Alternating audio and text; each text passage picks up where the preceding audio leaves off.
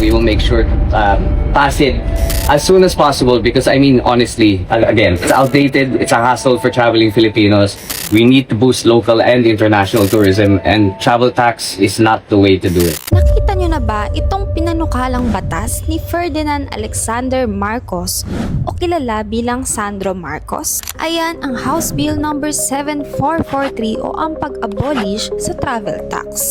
Kapag nagta-travel tayong mga Filipino, may binabayaran tayong 1,620 na travel tax kapag economy at 2,700 naman kapag first class. Based sa news update, as of February 23, 2026, inaprubahan na ng House Committee on Tourism ang pag-abolish sa travel tax. House bills are hereby approved. Bukod sa House Committee, dadaan pa yan sa buong House of Representatives, Senate at sa kapipirmahan ng Presidente bago maging ganap na batas. So as of February 23, approve pa lang sa committee kaya let's stay tuned kung kailan yan magiging official law.